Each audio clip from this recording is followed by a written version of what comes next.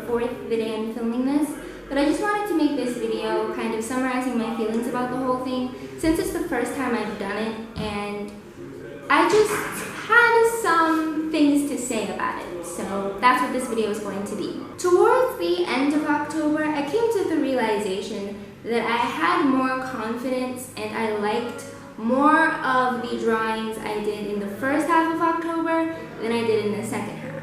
If you watched my last Inktober video, which was a sketchbook tour, I really liked a lot of the pieces I did that were prompts 1 through 14, but after that, between prompts 15 and 31, I just felt like I didn't like as many. Of course, there were some that I liked, but the majority of which, after I finished them, I was just kind of like, I really don't like how this turned out. I mean, I'll finish it because, you know, I want to get this done, but I don't really like it. And so this got me thinking about the age-old debate of quantity versus quality. For those of you who don't know what the quality versus quantity debate is, it's basically the argument that the quality of your work matters more than the quantity of your work.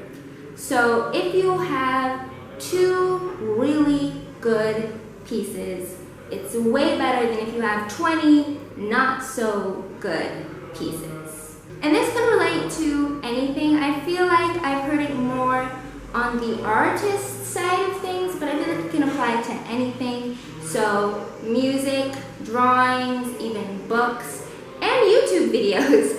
I feel like the #1 place I hear about this is with YouTube videos, but as I said, it can apply to just about anything artistic and anything that's not really artistic. So basically, is it better to have less work if the quality is better, or more work even if the quality isn't as good?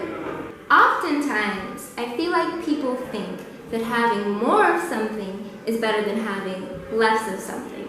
And this is because when you have more of something, there's more to choose from. So you're going to assume that the quality of all the things there is to choose from is going to be top-notch, right? Especially with YouTube, it's like you have to churn out those videos. You gotta churn out that content.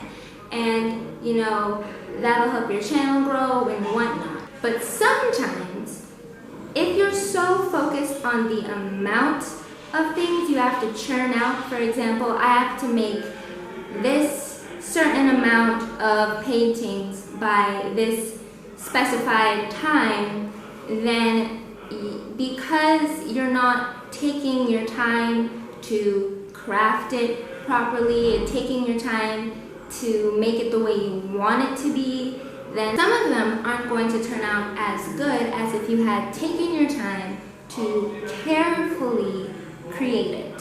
So I think that's where the whole quantity versus quality comes in. Is more better or is less better?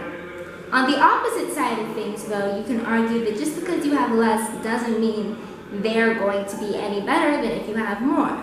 And that's true. Just because you have 2 paintings instead of 200s doesn't mean that the 2 paintings you have are going to be phenomenally better than the 200.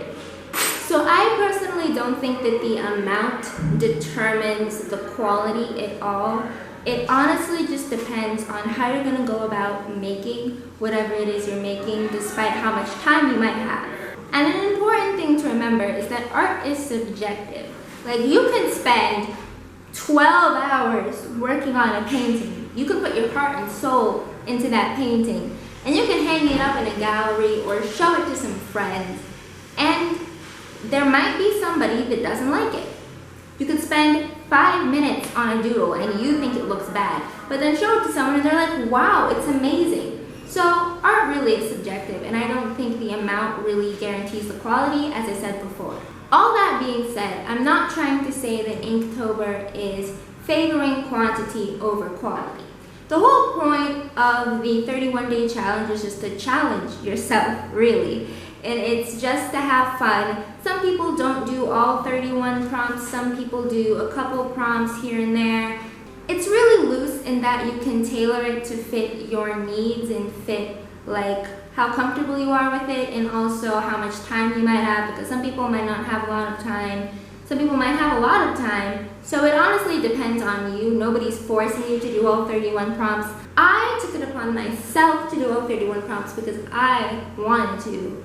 But as I said, I don't think Inktober is saying quantity is better than quality. Inktober is just saying, hey, this is a cool challenge that artists can use to improve their skills. But the whole topic just came to mind because I realized that as the days wore on, I tended to like more of my stuff from the beginning than the end. Maybe I was getting tired, maybe I was running out of ideas. I mean, it could be explained by many things, but it was just my personal experience. I really enjoy doing it, and if I have more time next year, I definitely will do it again. I'm not saying anything bad about the challenge, I'm not saying anything bad about my experience, just an observation that I made.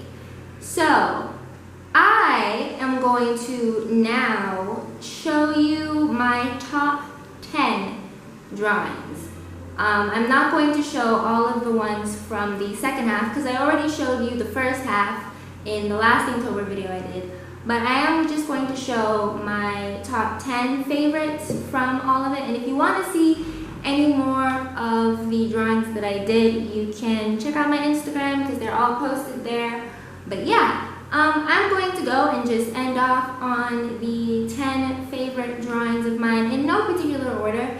So I hope you enjoyed this video, and I will see you next time. Bye-bye!